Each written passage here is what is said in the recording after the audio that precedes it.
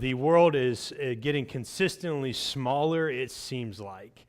Just to kind of give you a little bit of an understanding, in the mid-1800s, a group of Americans decided to make new homes in the land of California. The United States had just acquired California, and so many people left there looking for gold, and they started to live over there. But information was slow in traveling from New York to California. In fact, if you wanted to mail a letter to California from New York, it would take about 3 weeks for that letter to get there.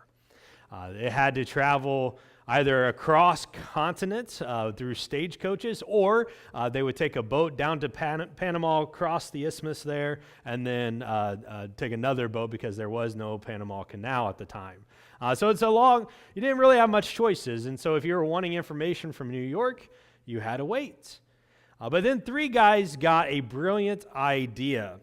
They decided to set up a relay of horses called the Pony Express, and from St. Joseph, you could telegraph your whatever letter you want to send to St. Joseph, Missouri, and then they would take it by Pony Express all the way to Sacramento, California, and it would take 10 days to get there. So they went from 3 weeks to 10 days, and it was amazing. Everyone was marveling at it, at how fast the information could get there. The world is different nowadays, right? In 2004, I remember sitting in my college dorm area and watching a basketball game that was being played in Greece, but it was one of those time delay things, right? Like the game was over, but no one knew what the score was. We were sitting there cheering on the United States basketball team, saying, "Go, go, go," when a friend of ours walked in and said, "Man, I can't believe that the U.S. lost this game." And it was in the middle of the second quarter, right? And so we're like, what are you doing?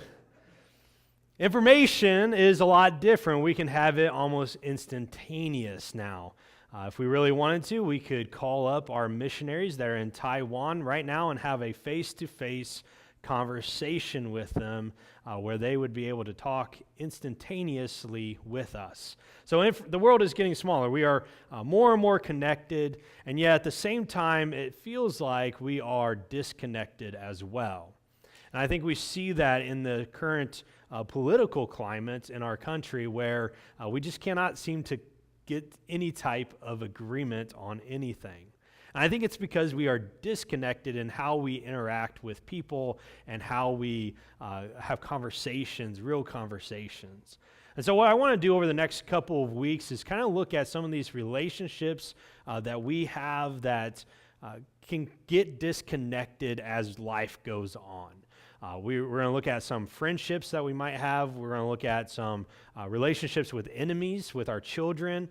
They're not the same thing, okay? And sometimes also with people that maybe we don't really agree with lifestyle-wise.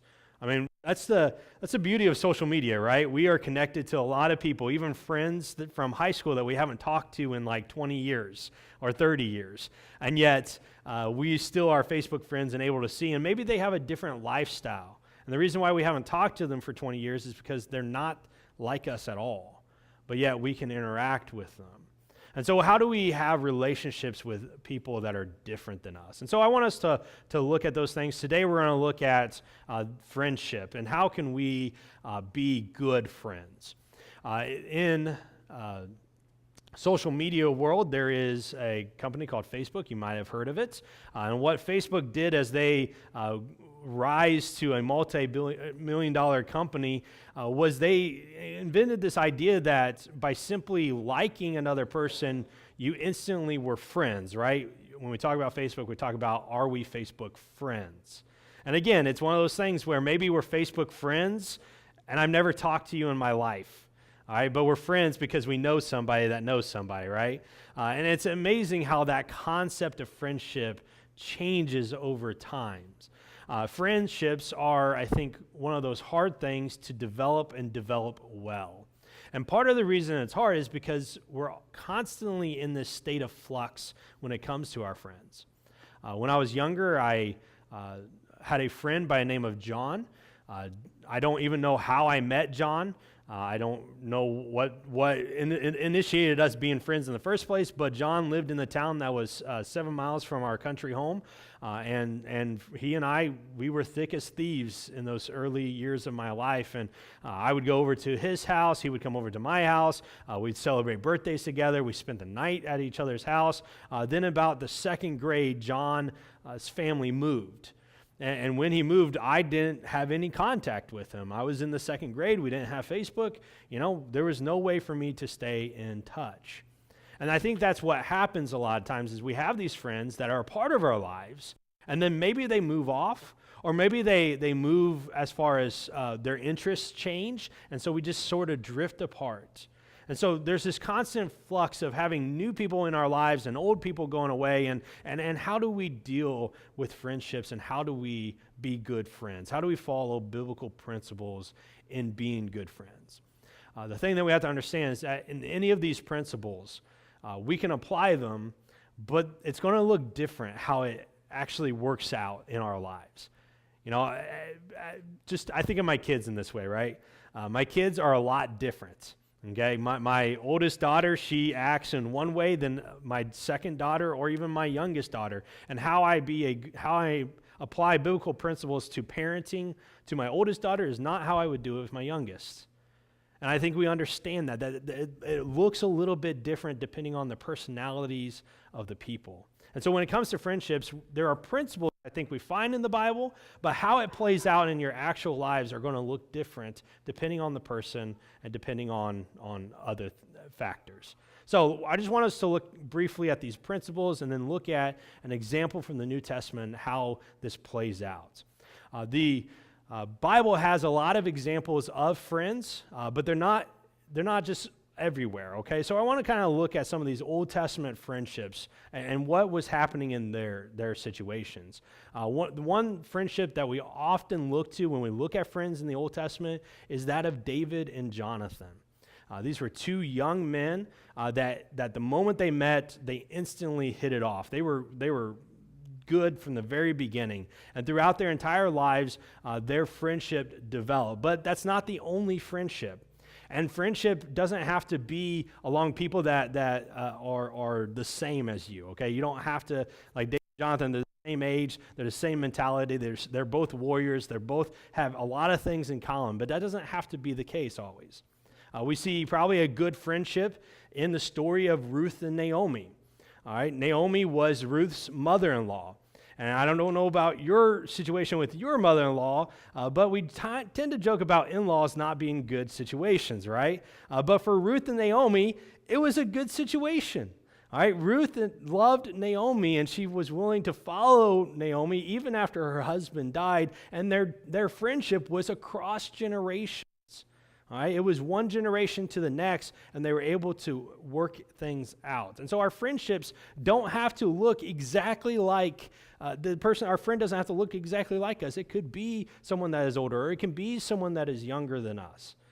But they still carry these principles. Another one is Job and his friends. Job suffered great, devastating loss, and he was mourning, and his friends come and they mourn with Job, and we see the friendship that they had even between social groups. Job was wealthy. These friends probably had something, but probably weren't as wealthy as Job was, and yet they were friends enough to come and mourn when Job lost everything. And so friends come in all shapes and sizes, but what all these friendships have in common are really two things, I think. The first thing that they had in common is this idea of love. All right, they loved each other. David and Jonathan loved each other. Ruth loved Naomi. Job's friends loved Job. But when we talk about love, we're not talking about emotion. Love can involve emotion at times. I love my daughter who's leaving me. I love her, and there is some emotion there, right? I care for her, and I want what's best for her. But it might not be the same way that I love my wife emotionally. And sometimes I have friends that I love, but it's not necessarily an emotional connection. So love does not have to be emotion, especially when we understand it in the Old Testament. Love, instead, has a deeper sense. And I think we see it in the story of Hiram, king of Tyre. Hiram was a king of a different country than the Israelites around the time that David and Solomon were kings. And he had made a treaty with David that was still being enacted in the time of Solomon. And after David died, Solomon becomes king, and we read this story about Hiram in 1 Kings chapter 5. It says, Hiram, king of Tyre, sent his servants unto Solomon, for he had heard that they had anointed him king in the room of his father. For Hiram was ever a lover of David. All right, and so it's talking about their friendship to some extent, but it's also talking about their relationship as kings. And it uses this word, lover. And if we understand love to be emotional, that seems kind of weird to us, right? That Hiram, one king, was loving another one emotionally. And so the likelihood of love meaning emotion every single time in the Old Testament is very, very slim. All right? Probably more, in this case, we probably would use a better English word of loyalty. Hiram was loyal to David. They had established a covenant, and Hiram stayed with that covenant like he was supposed to. And so when we talk about friends loving each other, we're talking about them being loyal to one another and staying with them in the good times of life as well as the bad times. I think we see this throughout a number of writings of the wisdom literature. We see it in Psalm 38:11 that says these words. It says, "My friends and companions, they avoid me because of my wounds, and my neighbors stay far from me." All right, and so this friend is talking about his friends and how they are not staying with them. And so this is a sign not of a good friendship, but of a bad friendship. And the difference between the good friend and the bad friend is how loyal are you when bad things are happening, when things are going not how I planned them to, when I have wounds, when I am sick, what are you doing? And if we want a friend that is loyal, a good friend, they will stick with us. But here we see that not everyone is that way. Job talks about his friends in Job 19:11 when he says these words, "Have pity on me, my friends, have pity, for the hand of God has struck me. Why do you pursue me as God does? Will you not get enough of my flesh?" And so Job, he's experiencing some bad friendships.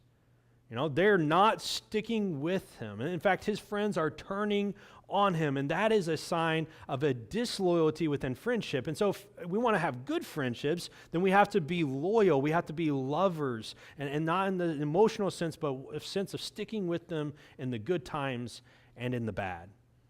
One more example, Psalm 35:13 says these words, "When they were ill, I put on sackcloth and humbled myself fasting, and when my prayers returned to me unanswered, when God wasn't answering my prayers, I went about mourning, as though for my friend or brother. I bowed my head in grief, as though weeping for my mother. But when I stumbled, my friends, they gathered in glee."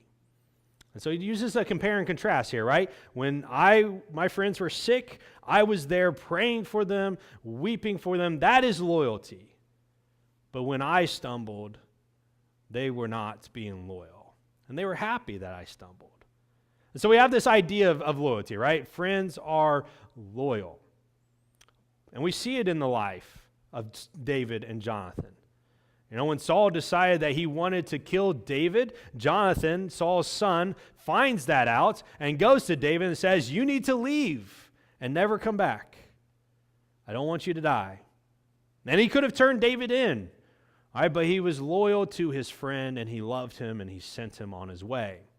When Ruth's husband died, and Naomi's own husband died as well, Naomi was left with nothing, and she decided to return to her land that she was from, Israel. And Ruth, being a lover of Naomi, being loyal to Naomi, said, "I am going with you no matter what." And she followed Naomi back to Israel. When Job was suffering and had all these bad things happen, his friends come and they just sit with him for a week and mourn and sit in sorrow with their friend because they are loyal to him, no matter what is going on in his life. And so we see loyalty there. The other principle I think we see in this friendship, in these Old Testament stories, is that of seeking the good for the other person. All right, they are not worried about themselves as much as they are worried about how their friend is going to get along. We see it again in the story of David and Jonathan. All right, Jonathan is the crowned prince. All right, he is the next person to take the throne. And yet when he comes across David, who he knows God has anointed as the next king, he says to him, "You go away so that you can continue to reign. And when you come to your throne, David, remember me." And Jonathan willingly humbled himself and said, "I will not take what is rightfully mine because God has said it is yours." And he sought the good in his friend to his own detriment socially. We see it in Ruth and Naomi. Naomi comes back home and she is so devastated. She is in depression that she is not doing anything to take care of herself. And Ruth goes to Naomi and says, "You stay here. I will go to the fields and I will get us food for the both of us." All right? She was seeking the good physically of Naomi. And I think we see it with Job's friends as they try to comfort Job, even though they don't do it the right way, and even though their words are actually more harsh than what they probably intended them, they are seeking to comfort Job, and they are seeking his goodness. And so if we understand these two principles, we can understand, I think, what we need to do as friends. See, true friendship requires loyalty as you work for the good in each other's lives. And if we want to be good friends, we have to be loyal friends that love our friends and are pushing our friends forward and standing next to them. And we also have to seek out their good, even if it means that we don't get what we think we deserve.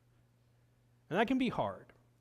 Both of these can be hard. I mean, when things are going good, it's easy to stand next to your friends. When things aren't as good as you think they should be, it can be hard to stand there. And when your friend excels, but you're not necessarily excelling it, it's hard to seek their good in those moments. In the New Testament, we come across two guys that I think are great examples of friendships, and their friendships look different than David and Jonathan's, and it looks different than Ruth and Naomi's. And I just want to kind of look at their friendship in the rest of our time so that we can kind of see how this principle was being played out, how they were loyal to each other, and how they sought after each other's good. And the two men are Barnabas and Paul. And so if you have your Bibles, we're going to be in Acts starting in chapter 9.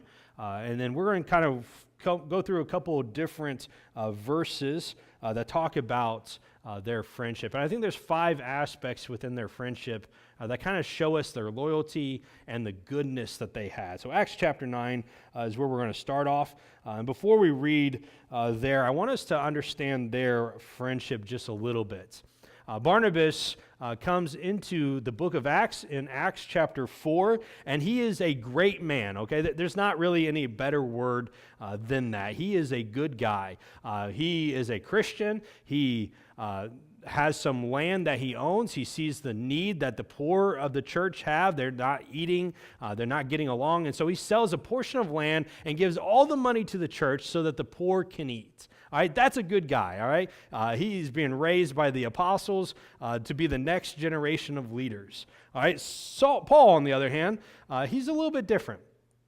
We first see him, he's not called Paul, he is called Saul in Acts chapter 7. And he is standing by while some Jewish men decide to kill the first Christian martyr. All right, he's standing there giving approval. And from there, he begins to go after the church and drag Christians to jail and possibly even be killed. And so he's a very different man, two different guys, a good righteous man and a man who is seeking to destroy the church. But Paul, on his way to Damascus one day, encounters the living Jesus, and he realizes he was mistaken, and he becomes a Christian. And so in chapter 9, they finally meet together, they become friends, and starting in verse 26, here's what happens. When he, who is Paul, came to Jerusalem, he tried to join the disciples, the other Christians, but they were all afraid of him.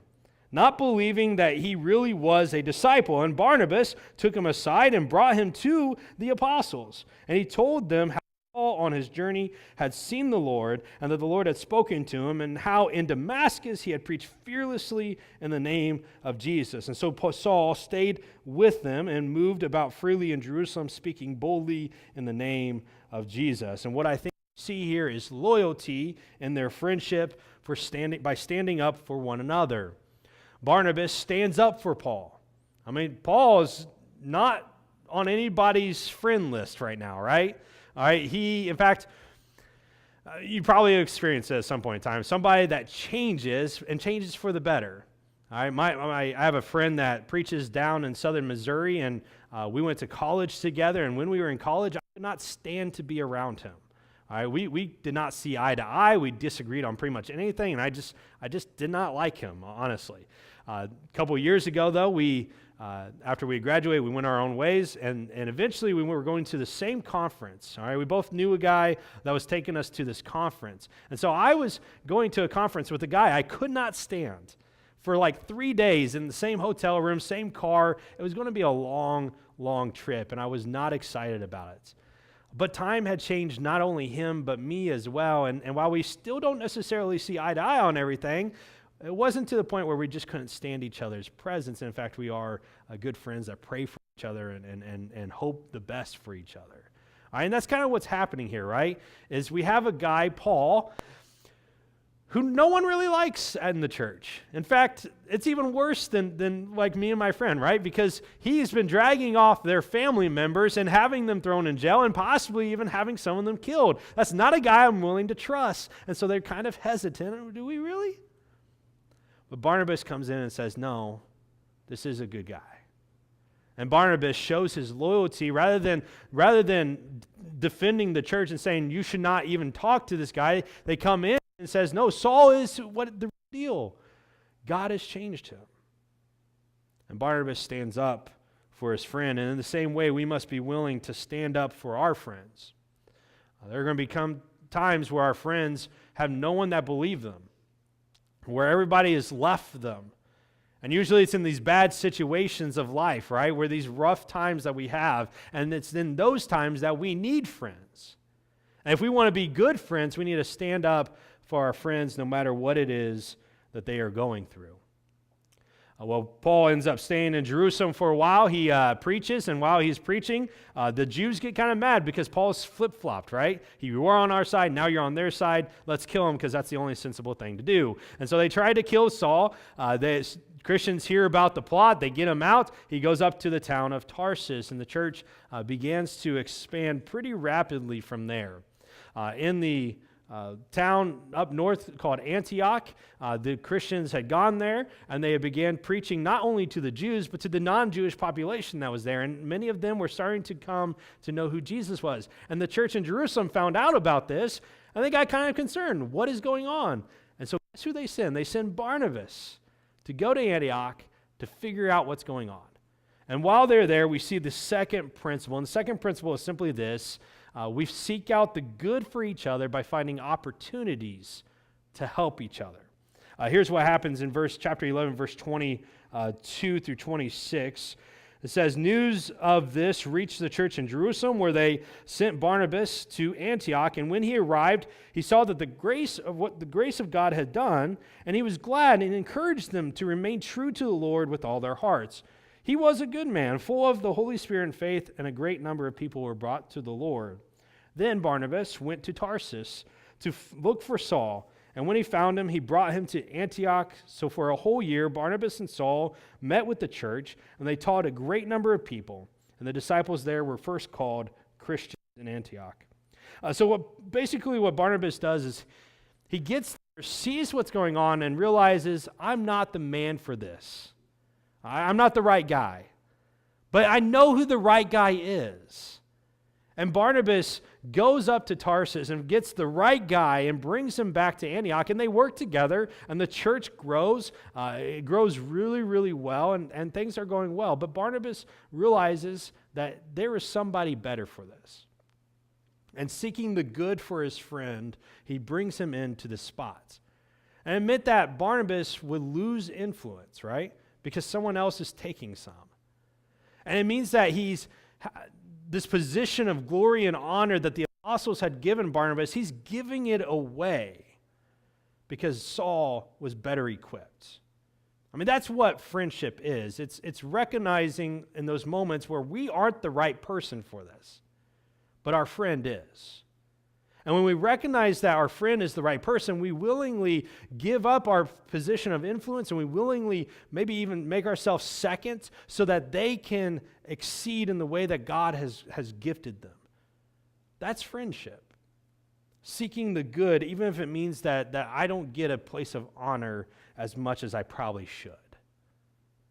Well, things go so well in Antioch that they end up giving a bunch of money to the church in Jerusalem. They end up deciding to send missionaries out of Antioch. And in chapter 13, we come across the rest of Paul and Barnabas' story there. In chapter 13, verses 2 to 3, we read this: "While they were worshiping the Lord and fasting, the Holy Spirit said, 'Set apart for me Barnabas and Saul for the work to which I have called them.' And so they had fasted and prayed, and they placed their hands on them, and they sent them off." And what we see is that they had loyalty by working together.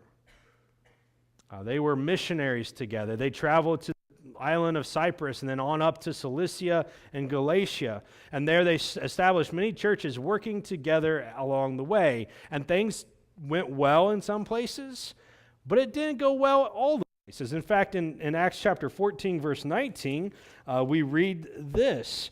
"Then some Jews came from Antioch and Iconium, and they won the crowd over, and they stoned Paul and dragged him outside the city." Now, I don't know about you, but I think getting stoned by the people you're preaching to is against the plan that you thought you were doing, right? It's not in the thing. It's not the list that you made, okay? Talk about Jesus, get stoned, and then move on, right? We want people to know who Jesus is. And so probably Paul and Barnabas had some rough times. And yet Barnabas, he doesn't just leave Paul. He waits. And when Paul is ready to travel again, they go on to the next town of Derbe. And so we have this a loyalty, not just in the good times when things are going well as you're working together, but also in these bad times where things aren't going as planned. And yet they stuck together and they worked things the way that God wanted them to. And if we want to be good friends, we have to be loyal as we're working together, even when things aren't going the way we think they should.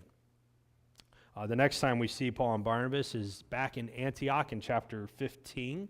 It's there that we see this, that they are loyal to each other by fighting together. Acts 15, verse 1 and 2, we read that certain people came down from Judea and Antioch and were teaching to the believers, "Unless you are circumcised according to the custom taught by Moses, you cannot be saved." And this brought Paul and Barnabas into sharp disputes and debate with them. And so Paul and Barnabas were appointed, along with some others, to go up to Jerusalem to see the apostles and the elders about this question. So we have this loyalty to fighting together, recognizing that what's being taught here is not right, and they stand up together and work together. Battles can bring people closer together, and the time that they had been traveling, probably 4 or 5 years now, they've been working together side by side, probably in close confines, and while sometimes being too close to somebody can cause us to get kind of annoyed and drive us apart, in this case it brought them closer together and they fought together. And when we go through tough times, we need people that are standing next to us, fighting on our behalf. You know, when we lose jobs, when we lose spouses, when we lose different things in life, we need people there by our side. And this is what Paul and Barnabas had. The last thing we see in their life comes at the very end of chapter 15 in verses 36 through 41. And it's kind of a rough part of their relationship. Here's what it says. Sometime later, Paul said to Barnabas, "Let us go back and visit the believers in all the towns where we preach the word and the Lord and see how they are doing." And Barnabas wanted to take John, who is also called Mark, with them, but Paul did not think it was wise to take him, because he had deserted them in Pamphylia and had not continued with them in the work. They had such a sharp disagreement that they parted company. Barnabas took Mark and sailed to Cyprus, but Paul, who chose Silas, and left. And commended by the believers in grace of the Lord, he went through Syria and Cilicia, strengthening the churches there. So what we see here is that in seeking the good for the other person, sometimes it means that we have to go our own ways. And so it's kind of hard for us to recognize that sometimes friendships don't last forever. And sometimes we have friendships that will eventually break apart and go their own ways. And the question is when we have those moments where we know our friendship is coming to an end, how will we end it? Will we end it ugly to where we don't really want to see their face and they don't want to see our face again? Or are we going to end it like Paul and Barnabas did? All right, so even though they disagreed on one thing, they still did what they sought to do. They were going to the churches they had established. And if we can remember, they first went to the island of Cyprus, and then they went up to Cilicia and Galatia. All right, now they're going off their own way, and Barnabas is going to Cyprus, this first place. But Paul is not going to go there. He's going to go to Cilicia, the second place that they went. Now, why did they choose those two places? And why did Barnabas go to Cyprus and Paul to Cilicia? Well, the answer is very simple. Barnabas was from Cyprus. He knew the people. He grew up with them. He knew how they thought. He was the perfect man for that job. Paul was from Cilicia. He was the perfect man for that job. And so even though they went their own ways, they were still seeking the good. You are better with them. I am better with these people. We will go our own ways and benefit from it. The rest of Acts tells the story of Paul, how he established churches in Greece and eventually comes to the city of Rome. Barnabas, by tradition, established churches on Cyprus and then went down into Egypt and went in a different direction, but they still worked for the Lord.